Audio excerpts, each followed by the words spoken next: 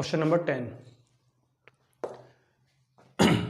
Prove that the angle between the two tangents draw from an external point to a circle is supplementary to the angle subtended by the line segment joining the points of contact at the center. तो क्या कह रहा है इसमें कि ये कह रहा है कि एक सर्कल है, यहाँ बनाता हूँ, एक सर्कल है और सर्कल की दो टेंजेंट हैं from an external point P। From an external point P से सर्कल पर दो टेंजेंट्स हैं PA एंड PB। तो ये कह रहा है कि सेंटर O और इन दोनों टेंजेंट्स का जो पॉइंट ऑफ इंटरसेक्शन है दैट इज P, ये वाला एंगल इस वाले एंगल के साथ सप्लीमेंट्री है। ये वाला एंगल और ये वाला एंगल सप्लीमेंट्री है। ये एंगल कौन सा है? जो पॉइंट ऑफ कॉन्टैक्ट को ज्वाइन करने वाली लाइन ने, पॉइंट ऑफ कॉन्टैक्ट्स को ज्वाइन करने वाली लाइन ने सेंटर पर बनाया है। ये एंगल और ये एंगल सप्लीमेंट्री प्रूव करना है। सप्लीमेंट्री मतलब इन दोनों एंगल का सम 180 डिग्री प्रूव करना है। Prove that the angle between the two tangents draw from an external point P to a circle is supplementary। ये एंगल सप्लीमेंट्री है कौन सा एंगल का? To the angle subtended by, जो बनाया गया है by the line segment joining the points of contact. Point of contacts A B, point of contacts A और बी को ज्वाइन करने वाला जो लाइन सेगमेंट है ए बी, उस लाइन में जो सेंटर पर बनाया ना एंगल ए ओ बी, ये ए ओ बी और ये A P B. To prove that क्या लिखा हमने? A P B plus A O B is equal to 180 degree. तो ये भी हमने यहाँ पर क्या कर दिया, ज्वाइन कर दिया। लाइन गलत हो गया, इसको हमने यहाँ पर ऐसे ज्वाइन कर दिया, ठीक हो गया। तो ये हमें प्रूव करना है भाई। तो आइए शुरू करते हैं। सबसे पहले लिखते हैं given P A and P B are the tangents. P A and P B are the tangents draw from a point P, जो पॉइंट पी से ड्रॉ की गई है, टू ए सर्कल, एक सर्कल पर विद सेंटर ओ।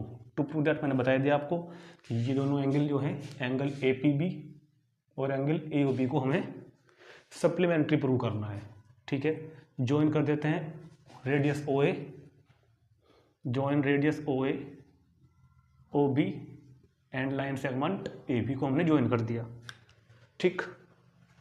अब ये supplementary होंगे ही, प्रूव तो क्वेश्चन तो प्रूव हुआ रखा। क्यों? क्योंकि हमको ये तो पता ही है कि टेंजेंट्स और रेडियस के बीच के एंगल 90 होते हैं ना। तो जब इस quadrilateral A P B O में, जब इस quadrilateral A P B O में ये 90 और ये 90, तो 180 तो ये हो गए, तो दोनों सम 180 ही होगा फिर तो, ठीक है। तो क्योंकि tangent is perpendicular to radius, क्योंकि tangent is perpendicular to radius through point of contact, so O A perpendicular to A P, ये ओ ए है, ये ए पी के परपेंडिकुलर, और जो ओ बी है ये बी पी के परपेंडिकुलर। तो हम क्या लिखेंगे? O A P, this angle is equal to this angle O B P, दोनों ही एंगल कितना हो गए? 90 डिग्री के, ठीक। Now in quadrilateral A O B P, angle sum property by angle sum property. तो एंगल सम प्रॉपर्टी से क्या होगा? चारों एंगल, कौन कौन से angle? Angle O A P plus angle B वाला ओ बी पी प्लस तीसरा ही यही वाला एंगल ए ओ बी और प्लस वो फोर्थ वाला एंगल ए पी बी। इस क्वाड्रिलेटरल में चारों एंगल के सम होंगे कितने? 360 डिग्री, जिनमें से ओ ए पी और ओ बी पी हमने ऊपर प्रूफ लिख कर दिए हैं कि 90 और 90 के हैं। तो 90 plus A O B plus angle A P B is equal to 360 degree. 90 180 को उधर भेज दो, माइनस में पहुंच जाएगा ना। तो A O B plus A P B is equal to 360 degree minus 180 degree. So angle A O B plus angle A P B is equal to 180 degree. यही हमें क्वेश्चन में प्रूव करना था कि एंगल ए ओ बी और angle A P B जो है वो का सम, दोनों का सम 180 डिग्री है, दोनों एंगल सप्लीमेंट्री है, ठीक। नोट कर लेंगे इसको और फिर चलते हैं क्वेश्चन नंबर 11 पर। क्वेश्चन नंबर 11,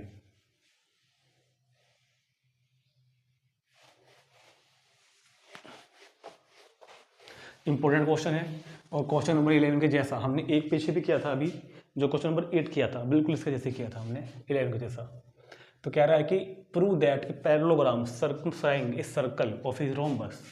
एक सर्कल है और इस सर्कल जो है एक पैरेललोग्राम की चारों साइड्स को टच कर रहा है। ऐसे पैरेललोग्राम है ये, इस बार ये एक पैरेललोग्राम है, ठीक है। पैरेललोग्राम हमने मान लिया कितना, पैरेललोग्राम हमने मान लिया कितना, ABCD। तो कह रहा है कि prove that the parallelogram ABCD circumscribing a circle, जो सर्कल को सर्कमस्क्राइब कर रहा है। सर्कल को सर्कमस्क्राइब करने का मतलब इसकी चारों साइड सर्कल से टच हो रही है। ABCD इज ए रोम्बस, हमें ABCD को रोम्बस प्रूव करना है। ABCD है क्या, पहले ABCD फिलहाल एक पैरेललोग्राम है, ABCD फिलहाल एक पैरेललोग्राम है और हमें इस ABCD को रोम्बस प्रूव करना है। तो कोई पैरेललोग्राम रोम्बस कब होता है, कोई पैरेललोग्राम रोम्बस तब होता है जब उसकी एडजेसेंट साइड्स भी इक्वल हो। कोई पैरेललोग्राम रोम्बस तब होता है जब उसकी एडजेसेंट साइड्स भी इक्वल हो। तो क्योंकि ये एक पैरेललोग्राम है तो इसकी अपोजिट साइड्स तो इक्वल ऑलरेडी हो गई, ABCD इक्वल है, AD और BC भी इक्वल है। क्यों, क्योंकि ये पैरेललोग्राम क्या रखा उसने। मुझे करना है प्रूव AB और BC और CD चारों को इक्वल प्रूव करना है रोम्बस के लिए। तो रोम्बस के लिए चारों को इक्वल प्रूव करने के लिए हम इसकी एडजेसेंट्स को भी इक्वल प्रूव कर देंगे। AB इक्वल टू BC या AB इक्वल टू AD, ये हम प्रूव कर देंगे कि इसकी एडजेसेंट साइड्स भी इक्वल हैं। उसके लिए हम क्या करते हैं, सुनो ध्यान से। सबसे पहले गिवन लिखेंगे, गिवन लिखेंगे a parallelogram ABCD circumscribing a circle to prove that करना है हमको कि ABCD is a rhombus। ABCD को रोम्बस प्रूव कर रहे हैं, कंस्ट्रक्शन तो कोई यहाँ पर नहीं करनी, हटाओ, डायरेक्ट प्रूफ करते हैं। अब यार एक बात को बड़े ध्यान से सुनना, प्रूफ, क्योंकि quadrilateral ABCD is a parallelogram, क्योंकि ये पैरेललोग्राम है और पैरेललोग्राम की अपोजिट साइड्स क्या होती हैं, इक्वल होती हैं। सो अपोजिट साइड्स इक्वल होंगी ना, AB किसके इक्वल होगा, CD के फर्स्ट, और जो AD किसके इक्वल होगा, BC के, ये सेकंड। इनकी हमको थोड़ी देर बाद जरूरत पड़ेगी कि अपोजिट साइड्स इक्वल हमने लिख दी, क्योंकि ये एक क्या है, पैरेललोग्राम। नाउ अब हम बात करते हैं, क्योंकि टेंजेंट्स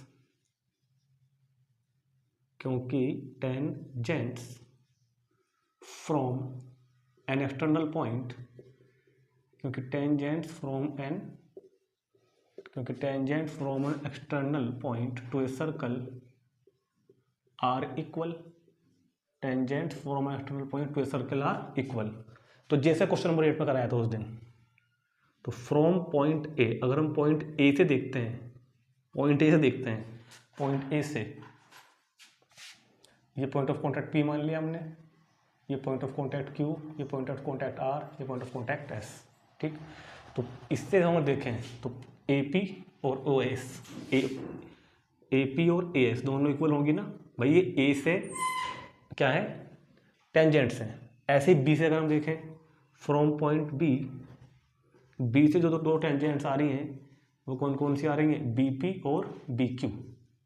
ऐसी पॉइंट C से यदि हम देखें, फ्रॉम पॉइंट C, तो CQ और CR, तो CQ और कितना, CR।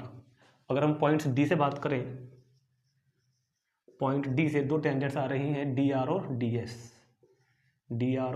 DS, ठीक है। अब इन चारों को ऐड कर देते हैं, एडिंग ऑल करेंगे तो जब इधर वाले को ऐड करोगे तो AP plus BP plus CR plus DR is equal to AS plus BQ plus CQ plus DS।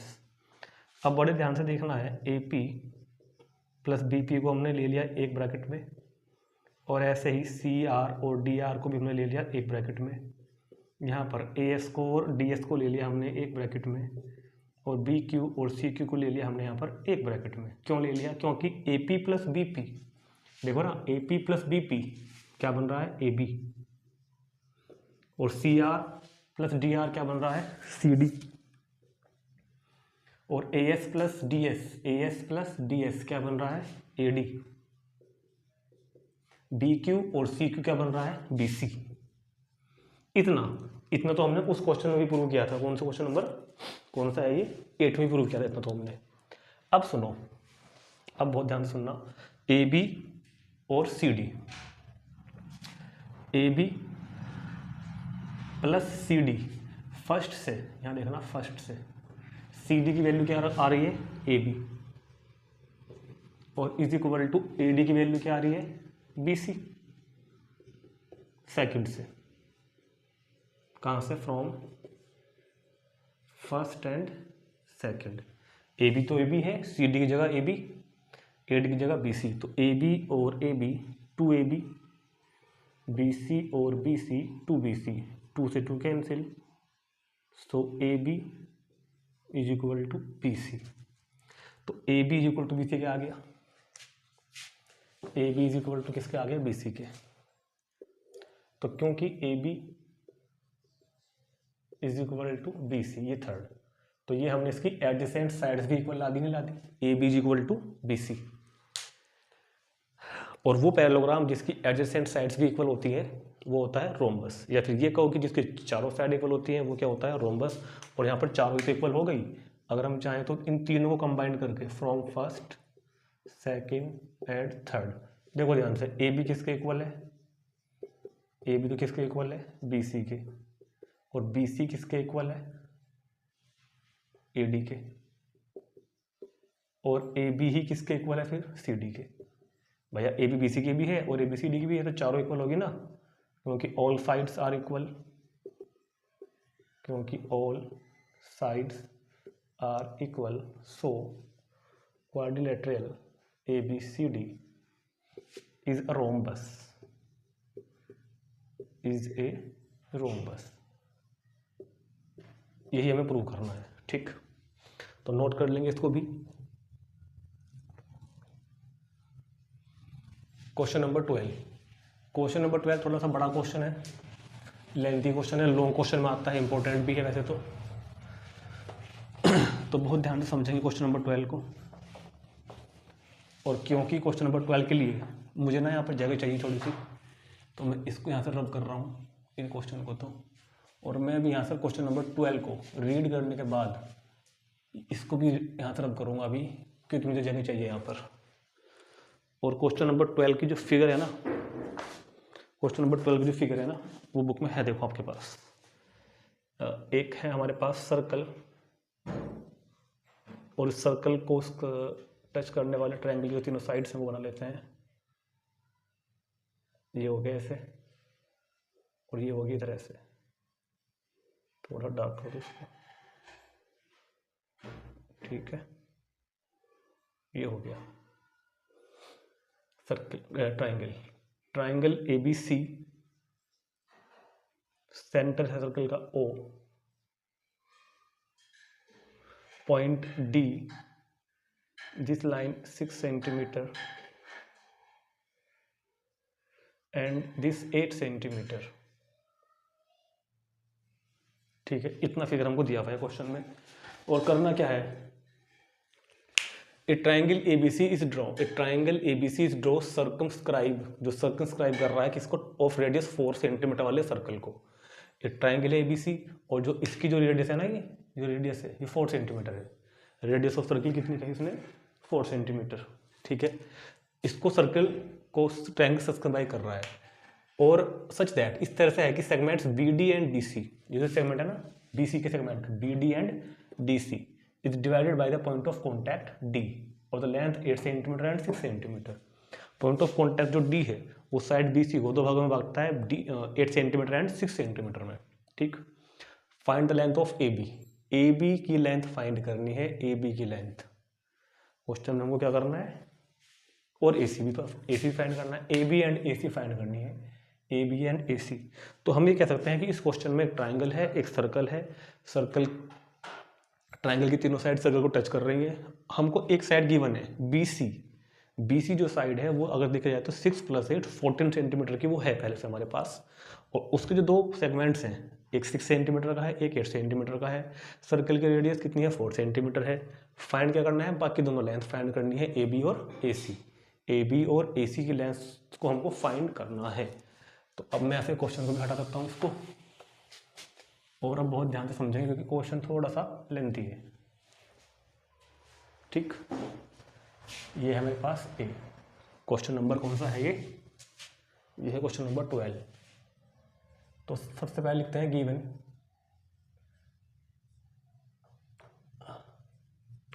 में क्या लिखेंगे, a triangle A B C is draw. Triangle A B C is draw circumscribing a circle with center at O।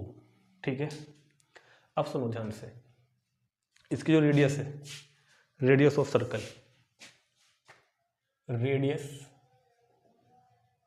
कितनी है, radius circle की 4 centimetre. ठीक, और जो triangle के जो साइड्स हैं बी सी और सी डी, इनको भी लिख लेते हैं भाई।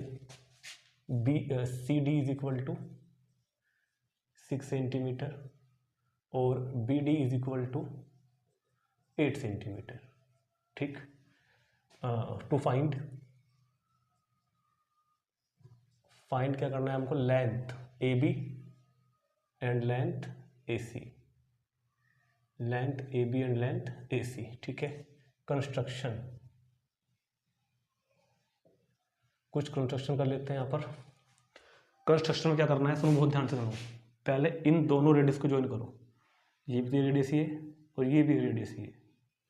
इसको मान लेते हैं पॉइंट ई, इसको मान लेते हैं पॉइंट एफ। जॉइन, ये मैंने दो को लिख दिया, यहाँ लिख लेते हैं रेडियस। जॉइन रेडियस कौन कौन सी, O E and O F.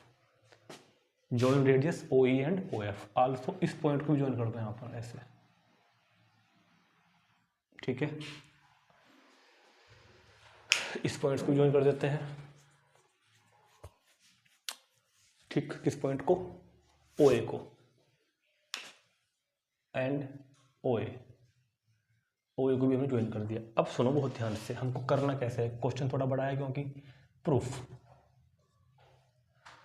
हमें क्वेश्चन में फाइंड क्या करना है, फाइंड करना है ए बी और ए सी की लेंथ। फाइंड क्या करना है, ए बी और ए सी की लेंथ फाइंड करनी है। ठीक है ना, तो सबसे पहले बात बताओ भाई, रेडियस तो सर्कल की रेडियस तो सारी इक्वली होती है ना, तो radius O D, radius O E, radius O F, तीनों इक्वली होंगी। ये तो लिख दूं यहाँ पर, radius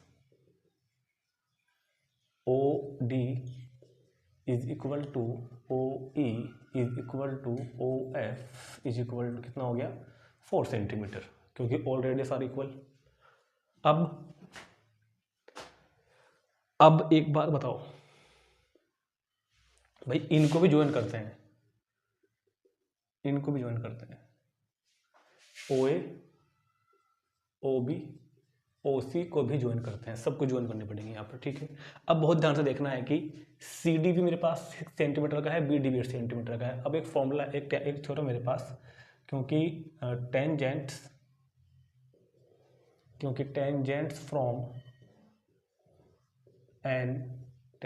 from an external point to circle, tangent from an external point to circle are equal, tangent from external point to circle are equal.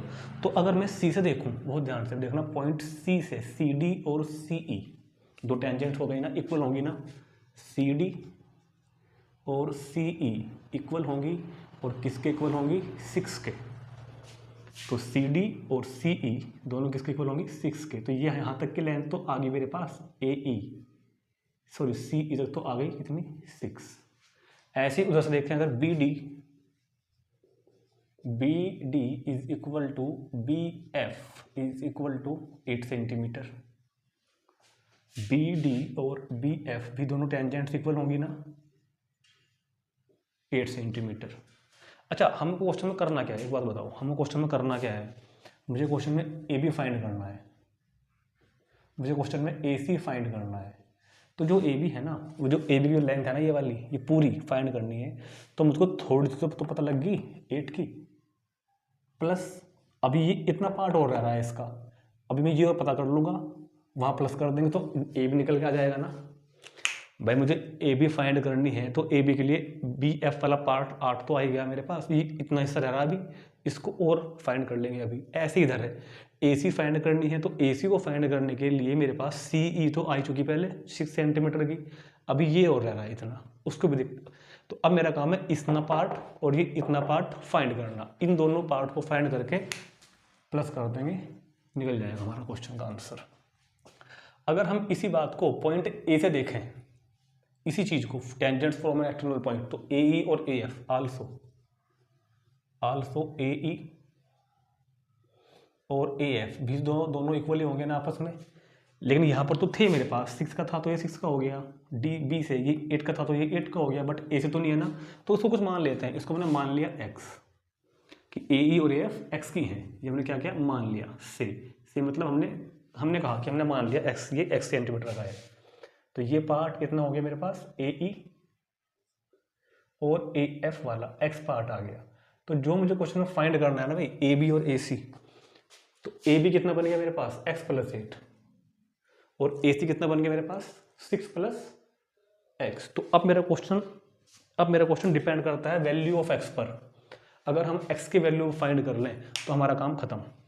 ठीक है ना, समझ में आ रही बात? मुझे अब x तो फाइंड करना है, x फाइंड करके वहाँ पर रख दूंगा तो ए बी भी आ जाएगा और ए सी भी आ जाएगा। अब हमको जो भी करना है x को फाइंड करने के लिए करना है क्वेश्चन को, इतना क्वेश्चन मैंने समझा दिया है। अब हम x को कैसे फाइंड करेंगे वो देखते हैं, x फाइंड करते ही हमारा काम खत्म। अब x को फाइंड करने के लिए मैं आपको पहले बता देता हूँ, x को फाइंड करने के लिए जो हम करने वाले हैं वो हम क्या करने वाले हैं।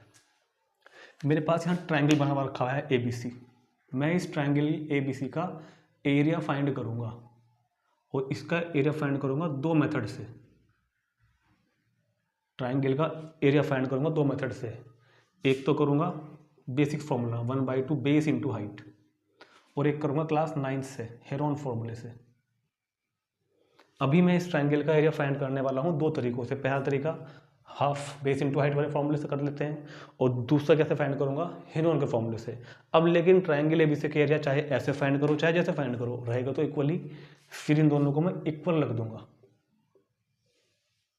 1/2 बेस इंटू हाइट और हेरोन फॉर्मूले से जो दो एरिया में निकालूंगा उनको मैं इक्वल कर दूंगा। यहाँ से हमारे पास में एक इक्वेशन बन के आएगी इन एक्स, उस इक्वेशन को सोल्व कर लेंगे और सोल्व करके मेरे पास एक्स की वैल्यू कुछ ना कुछ निकल के आ जाएगी, कुछ भी निकल के आएगी जो भी आएगी। तो अब मैं ट्राइंगल एबीसी का एरिया दो तरीकों से फाइंड करने वाला हूँ, एक तो इस फॉर्मूले से और एक इस फॉर्मूले से, और फिर एक दोनों को इक्वल रखूंगा तो एक इक्वेशन बन के आएगी, सोल्व कर लेंगे, वैल्यू आ जाएगी एक्स की। ठीक, तो अब हम पहले फाइंड करते हैं ट्राइंगल एबीसी का एरिया इस फॉर्मूले से। ठीक है, तो उसके लिए मैं बताओ, एरिया ऑफ ट्राइंगल एबीसी, ध्यान से देखना, एरिया मतलब एरिया ऑफ ट्राइंगल एबीसी। क्या ट्राइंगल एबीसी के एरिया को तीन जगह डिवाइड कर सकते हैं? ट्राइंगल एबीसी के एरिया को तीन जगह डिवाइड कर सकते हैं क्या? Area of ADC, area of triangle AOC, area of triangle AOC plus area of triangle AOB plus area of triangle BOC. इसके एरिया को हमने तीन जगह डिवाइड कर दिया। ट्राइंगल एबीसी में, ट्राइंगल एबीसी का जो एरिया है वो क्या होगा, ट्राइंगल एओसी का, देखो ध्यान से कहाँ बन रहा है, एओसी प्लस इधर बीओसी और प्लस नीचे वाला बेस वाला कौन सा हो गया, एओबी। नहीं दिखाई दे रहा ना, कोई बात नहीं, यहाँ देखो ट्राइंगल है मेरे पास एबीसी, और केवल मैं उतना ले रहा हूँ जितनी जरूरत है। ये मेरे पास पॉइंट ओ है, इसको यहाँ मिला दिया, इसको इधर, इसको इधर। तो मैं कह रहा हूँ कि ट्राइंगल फर्स्ट एओबी, ये वाला ट्राइंगल प्लस ट्राइंगल एओसी, और प्लस ट्राइंगल BOC, सी और ये बी। क्या कह रहा हूँ मैं, ट्राइंगल AOC का एरिया। भाई ट्राइंगल ABC का निकालने के लिए AOC का निकाल लो प्लस AOB का प्लस BOC का, तो पूरे का बन जाएगा यार ABC का। ठीक है, अब इस ट्राइंगल के लिए देखते हैं ध्यान से। तो area of triangle ABC is equal to 1/2 base into height, 1/2 base into height. जरा इस ट्राइंगल की बात चल रही है AOC की, इसका बेस और हाइट बताओगे क्या? इसका बेस तो है AC, भाई ट्राइंगल AOC की बात चल रही है ना, ट्राइंगल AOC का बेस तो कौन है? AC, बेस तो है AC, और हाइट देखो ये वाली जो आ रही है, परपेंडिकुलर बोलते हैं ना हाइट को, OE। ये परपेंडिकुलर तो है, रेडियस टेंजेंट के साथ परपेंडिकुलर नहीं होती क्या? रेडियस परपेंडिकुलर होते हैं टेंजेंट के साथ, तो कौन हो गया? OE प्लस दूसरे वाला निकाल लो 1/2 ट्राइंगल AOB। अब निकाल लो AOB का एरिया, AOB का मतलब AB बेस इंटू हाइट। इसके लिए हाइट कौन हो गई? इसका वाला परपेंडिकुलर, और इसका परपेंडिकुलर कौन है? OF, क्योंकि radius is perpendicular to tangent OF। Plus triangle BOC का एरिया, BOC के लिए बेस कौन है? 1/2, बेस तो है BC, और इस पर परपेंडिकुलर कौन है? OD। बहुत ध्यान से समझना। तो पहले मैंने ट्राइंगल ABC का एरिया 1/2 बेस इंटू हाइट से 3 छोटे ट्राइंगलों में डिवाइड करके फाइंड करने की कोशिश कर रहा हूँ। उसके लिए क्या होगा? उसके लिए ये होगा triangle ABC is equal to 1/2 AC। अब देखो पूरे बोर्ड पर कहीं पे AC है क्या मेरे पास? देखो AC है x+6, AC है x+6 इंटू OE है 4, OE रेडियस है ना 4, प्लस 1/2 AB हो जाएगी x+8, AB क्या हो जाएगी? x+8 इंटू OF भी तो रेडियस ही है 4, प्लस 1/2 BC कितनी है? 14 इंटू OD भी रेडियस कितनी हो गई? 4। So area of triangle ABC is equal to एक काम कर लो 1/2 4, 1/2 4, 1/2 4, तीनों में से कॉमन आ जाता है बाहर, 1/2 4 कॉमन, तो यहाँ पर रह गया x+6, 1/2 4 कॉमन तो रह गया x+8, 1/2 4 कॉमन तो क्या रह गया? 14। ये इससे कैंसिल हो गया 2 time.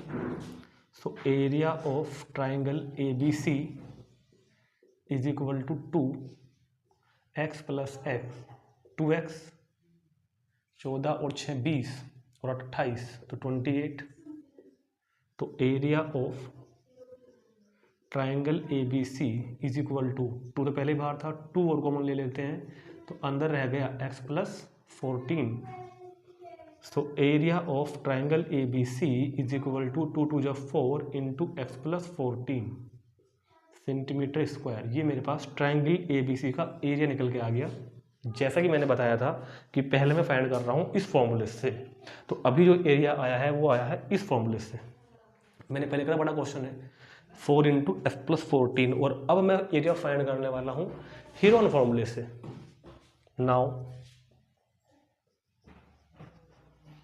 Now bye Heron's formula, कितना? Heron's formula. हेरोन फॉर्मूले के लिए याद करो क्लास 9 में जाओ, हमको S चाहिए होता है पहले। S क्या होता है? तीनों साइड्स का सम, AB plus BC plus CA, तीनों साइड्स का सम बाय और हाफ कर देते हैं, ये होता है S। ठीक है ना? तो S कितना है मेरे पास? AB, जाओ बोर्ड पर, AB कितना है?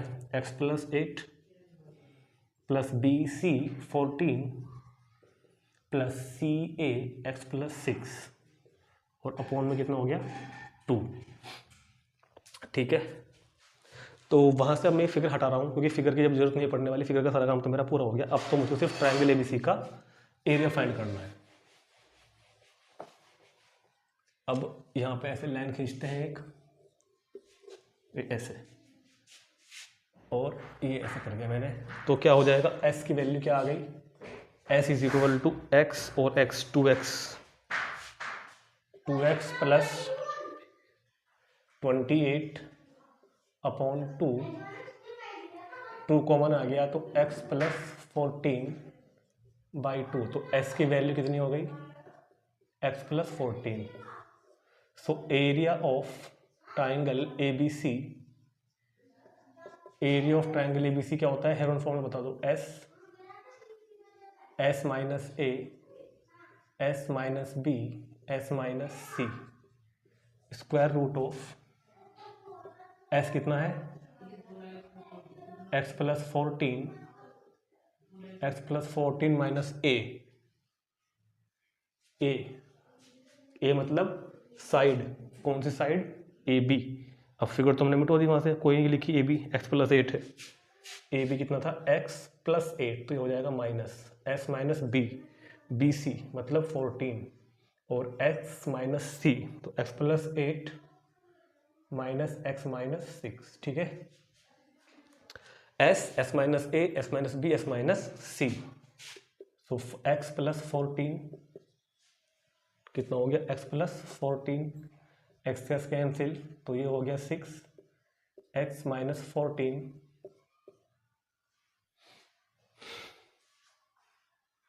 x माइनस 14, और कुछ मिस्टेक हो रही है भाई यहाँ पर, दोबारा करनी पड़ेगी लाइन, तो दोबारा लिखते हैं इसको, कोई बात नहीं। स्क्वायर रूट ऑफ s कितना है, x plus 14,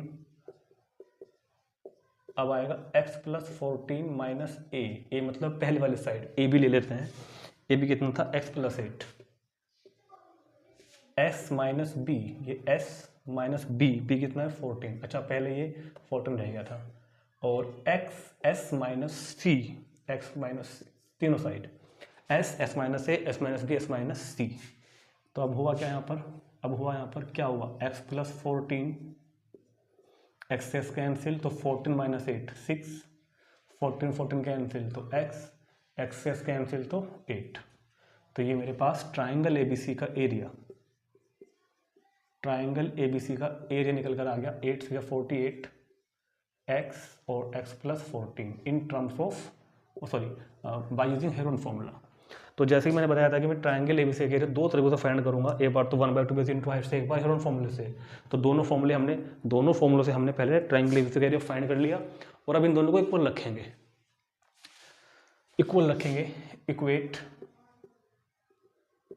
equate both area. तो ये वाला एरिया कितना था, 4x प्लस 14, 4x प्लस 14, और इधर वाला एरिया कितना आया, स्क्वायर रूट छोड़ दिया हमने, आप मुझे लगता है 48x इंटू एक्स प्लस 14, ठीक। स्क्वायरिंग बोथ साइड, इसको सोल्व करने के लिए क्या करेंगे हम, स्क्वायरिंग बोथ साइड्स, जब बोथ साइड्स स्क्वायर करोगे तो 4 का स्क्वायर 16 और x प्लस 14 का होल स्क्वायर, इधर का जब स्क्वायर करोगे तो स्क्वायर रूट तो रिमूव हो जाएगा ना उधर से, तो 48x इंटू एक्स प्लस 14, 16 3 जा, तो क्या रह गया, x प्लस 14 का whole square is equal to 3x into x plus 14, formula खोल लो इसका, a square plus b square plus 2ab, multiply करोगे तो 3x स्क्वायर और 42x, इन सब को भी उधर लेके जाओ, मैंने बताया था कि एक इक्वेशन बन के आएगी, 3x स्क्वायर प्लस 42x, जब इनको उधर ले जाओगे तो माइनस एक्स स्क्वायर उधर गया तो 28x, ये भी उधर गया तो 196 is equal to 0, 3x square minus x square तो 2x स्क्वायर, 42 माइनस 28 तो 14, ठीक हो गया भाई, 3 में से 1 गया 2x स्क्वायर, 42 में 28 14x और माइनस के 196। अब इस क्वाड्रेटिक इक्वेशन को सोल्व करो, इसको सोल्व करने के लिए पहले डिवाइड करेंगे 2 से, सो डिवाइड बाई 2, तो एक्स स्क्वायर प्लस 7x, और जब 2 से डिवाइड कर रहे हैं ना तो 2 9 जा 18 और 2 8 जा 16। अब इसको फैक्टराइज मेथड से सोल्व करेंगे, फैक्टर करने पड़ेंगे इसके कि माइनस का कितना है 7 और मल्टीप्लाई करके कितना है 98। तो फैक्टर करने के लिए क्या होता है भाई, फैक्टर्स कैसे करते हैं हम लोग, एक्स स्क्वायर, इसको लिख लेंगे ना ऐसे 14 minus 7 x minus 98 is equal to 0, तो x square plus 14x minus 7x minus 98, x common, x plus 14 minus 7 common, x plus 14 is equal to 0, x plus 14 common, तो बच गया x minus 7 is equal to 0। दोनों brackets को 0 के equal रखो, x plus 14 is equal to 0 and x minus 7 is equal to 0, तो x की value minus 14 और x की value 7, this value is negative so avoid this value, तो value क्या आ गई x की 7। तो फाइनली हमने इसकी वैल्यू फाइंड कर ही ली, ये तो बताया था कि x की वैल्यू फाइंड करनी है, कितनी आ गई 7। तो ये सारा काम करके हमारे पास x की वैल्यू आ जाती है कितनी 7। So length of A B कहाँ गई 8 plus 7 is equal to 15 centimetre और ए सी की 6 plus 7 is equal to 13 centimetre. यही इस क्वेश्चन का आंसर आ गया। ठीक, तो बहुत ही बड़ा क्वेश्चन था। सबसे पहले हमने कुछ थ्योरम्स लगाकर ये सब लेंस वगैरह लिखी थी कि सी डी कितनी है, सी ई कितनी है, बी डी वगैरह कितनी है, ई एफ कितना है। फिर हमने जो मेन कंसेप्ट है वो तो ये है कि ट्राइंगल का एरिया फाइंड करना है दो तरीकों से। पहले तो हेरोन फॉर्मूला, पहले तो 1/2 बेस इंटू हाइट से। उसके लिए हमने ट्राइंगल ए बी सी को 3 भाग डिवाइड किया था, triangle A O C plus A O B plus B O C. तीनों का एरिया फाइंड किया 1/2 base into height, 1/2 base into height, 1/2 base into height, 1/2 base into height, 1/2 base into height, 1/2 base into height. और फिर सारों में से 1/4 common लिया, simplification किया और एरिया निकाल लिया हमने। फिर से हमने एरिया निकाला हेरोन फॉर्मूले से। पहले एस निकाला हाफ पैरामीटर, फिर हमने एस की वैल्यू निकालने के बाद हेरोन फॉर्मूला यूज किया, वैल्यूज रखी S, S minus A, S minus B, S minus C, और फिर से फॉर्मूला निकाल लिया। दोनों एरिया को हमने इक्वल रखे और स्क्वायर करके इसको सोल्व करने की कोशिश करी। ये बनकर आ गई है क्वाड्रेटिक इक्वेशन, और क्वाड्रेटिक इक्वेशन को सोल्व करने के लिए फैक्टर वाला मेथड लगाया, वैल्यू फाइंड कर दी हमने एक्स की, और एक्स की वैल्यू हमने वहाँ पर ले आकर रख दी। A B is equal to 8 plus 7, A C is equal to 6 plus 7। ठीक है, कुछ बच्चों को ऐसा लगता है ना कि भाई यहाँ पर ही x प्लस 4 से x प्लस 4 काट देते तो काम इजी हो जाता। बिल्कुल हो जाता, x प्लस 14 से x प्लस 14 का एक ब्रैकेट काट देते हैं तो वैल्यू निकल के आ जाएगी। लेकिन मैं तुमको बताना चाहूँगा कि इस तरह से वेरिएबल्स को इस तरह से काटना कभी कभी सही नहीं होता। वो आपको आगे जाकर पता चलेगा 11th क्लास में। तो फिलहाल तो आपको इसको इस तरह से ही करें। हाँ, फिलहाल यहाँ पर ये मेथड भी काम कर जाएगा कि आप x प्लस 14 से x प्लस 14 को काट के, ऐसे काट के, एक पावर को इससे काट के भी कर सकते हैं। वैल्यू यह निकल जाएगी, जल्दी ही निकल जाएगी। लेकिन मैं उसको तरीकों को यहाँ पर नहीं बताऊंगा, क्योंकि वो काटना एक तरीके से देखा जाए तो गलत होता है। वो क्यों गलत होता है और किन कंडीशन में उसको हम काट सकते हैं, वो फिलहाल बाद की बात है। फिलहाल तो आप इसको ऐसे ही कर लेंगे। ठीक, और अब रह गया हमारा क्वेश्चन नंबर 13, वो देखते हैं अब।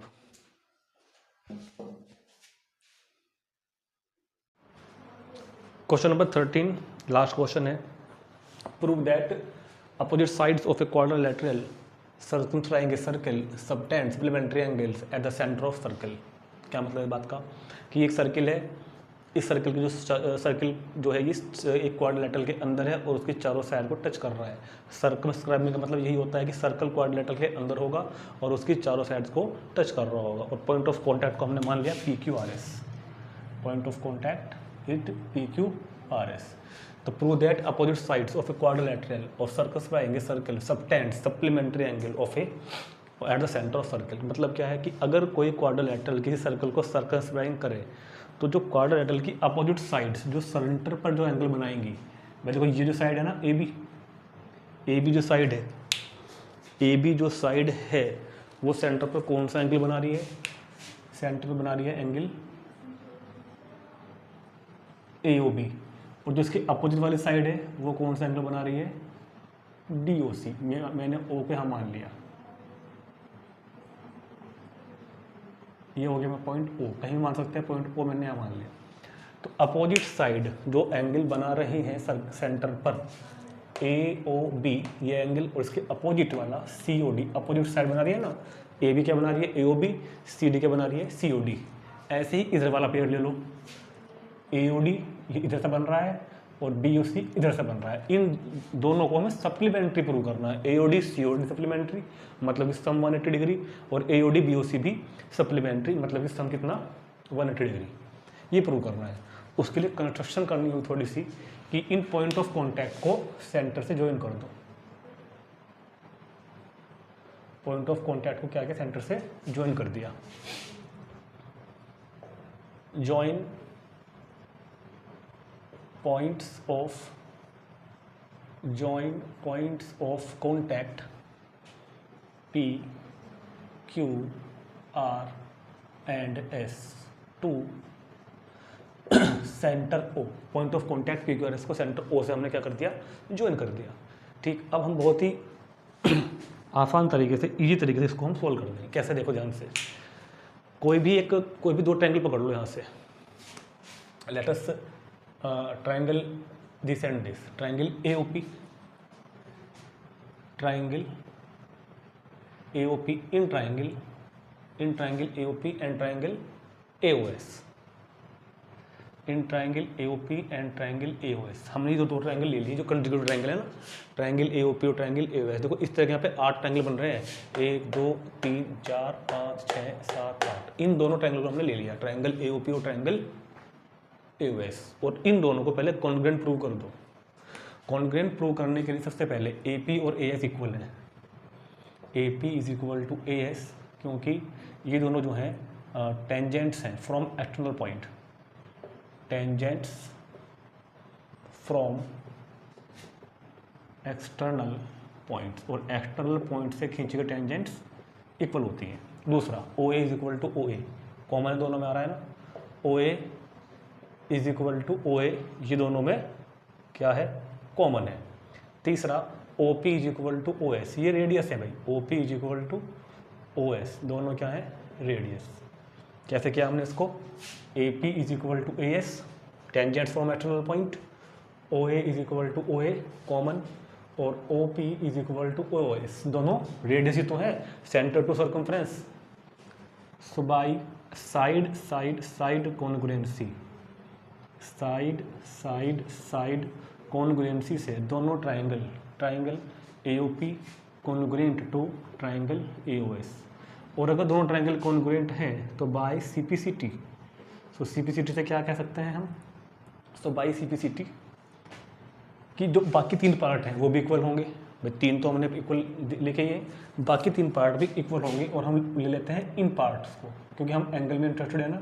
एंगल 1 और 2 को हमने इक्वल लिख दिया, by CPCT angle 1 is equal to angle 2, और ये होगी मेरे पास first, angle 1 is equal to angle 2। Similarly in triangle, जो ये वाला आ रहा है पेयर, मुझे नेक्स्ट SOD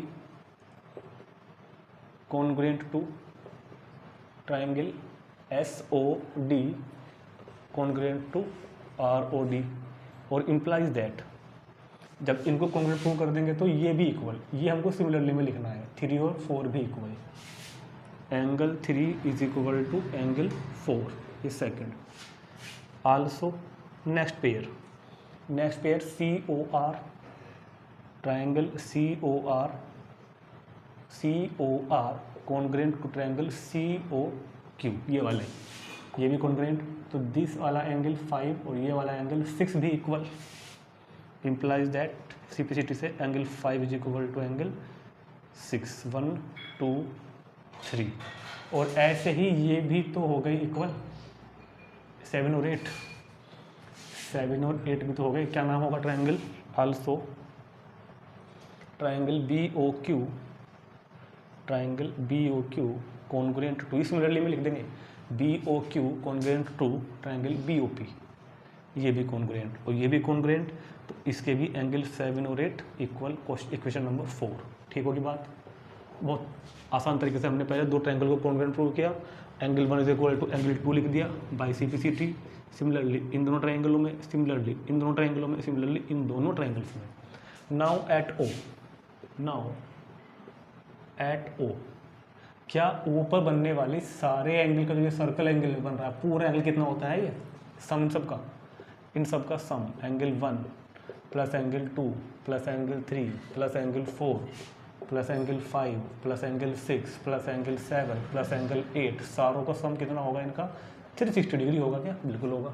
ठीक, मुझे कौन कौन से लाने हैं यहाँ पे देख लो, कौन कौन से लाने हैं मुझको, ए ओ बी। देखो जो ए ओ बी बन रहा है ना, ए ओ बी बन रहा है 1 और 8 से, 1 से और 8 से, और इसके अपोजिट में जो बन रहा है सी ओ डी वो बन रहा है 4 और 5 से, 1 और 8, 4 और 5। सो मैं इनको तो मैं लिखूंगा, एंगल 1 मैंने ऐसा का ऐसे लिख लिया, एंगल 2 तो नहीं चाहिए ना, तो एंगल 2 की जगह मैं क्या लिख रहा हूँ, एंगल 1। एंगल 3 भी नहीं चाहिए, तो एंगल 3 की जगह मैं क्या लिख दूंगा, एंगल 4। एंगल 4 तो चाहिए मेरे को, एंगल 4। एंगल 5 भी चाहिए, एंगल 6 नहीं चाहिए, तो एंगल 6 की जगह क्या आ जाएगा, एंगल 5। एंगल 7 नहीं चाहिए, तो उसकी जगह पर क्या आ जाएगा, एंगल 8। एंगल 8 और angle 8 is equal to 360 degree. मतलब मैंने क्या किया, एंगल 1845 में ही पूरी इक्वेशन को लिख दी, 1845 में, जहाँ 1845 थे, जहाँ पर 2 था, जहाँ पर 3 था, जहाँ पर 6 था, जहाँ पर 7 था, वहाँ से इनकी जगह पे इनकी वैल्यूज लिख दी। अब क्या हुआ देखो ध्यान से, एंगल 1 और angle 1, 2 into angle 1,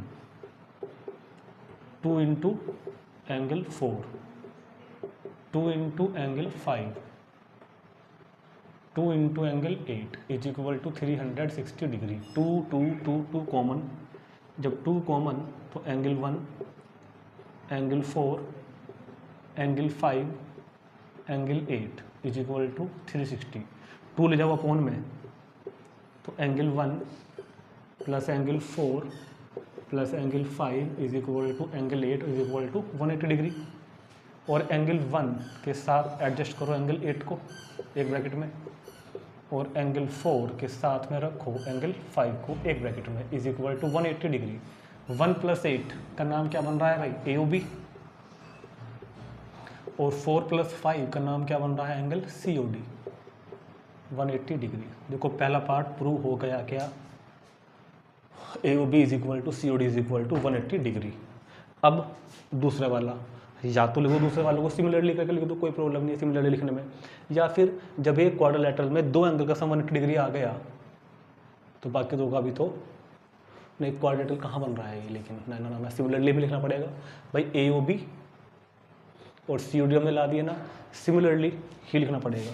similarly we can prove that, हाँ लेकिन ऐसे लिखते हैं कि एक पॉइंट के अराउंड बनने वाले 2 एंगल का सम अगर 180 है और 4 एंगल बन रहे हैं ना पॉइंट का अराउंड, और 4 में 2 का तो 180 है, तो 2 का 180 होगा, ऐसा तो लिख सकते हैं, मगर सिमिलरली लिख दो ज़्यादा ठीक रहेगा। Similarly angle A O D plus angle B O C is equal to 180 degree. तो ये भी हमारा क्वेश्चन कंप्लीट, हैंड्स प्रूव्ड। और क्वेश्चन कंप्लीट क्या, हमारा ये चैप्टर भी कंप्लीट, ठीक। तो इसी के साथ हमारा ये चैप्टर भी कंप्लीट हो गया, इस क्वेश्चन को नोट कर लेंगे, ठीक है। और इसके बाद हम नेक्स्ट तुरंत ही शुरू करते हैं एरियाज ऑफ सर्कल, जो इससे नेक्स्ट चैप्टर है ना एरियाज ऑफ सर्कल, वो शुरू करेंगे। तब तक के इसको बहुत अच्छे तरह पढ़ लें और अपने दोस्त को, फ्रेंड्स को इसकी जो ये चैप्टर की सब वीडियो शेयर कर दें, ताकि जो भी पढ़ना चाहते हैं अच्छे से एक बार पढ़ सकते हैं, ठीक है। और कोई बात अगर समझ में नहीं आई हो तो इसमें नीचे आप कमेंट सेक्शन में जाकर कमेंट भी कर सकते हैं। Thank you.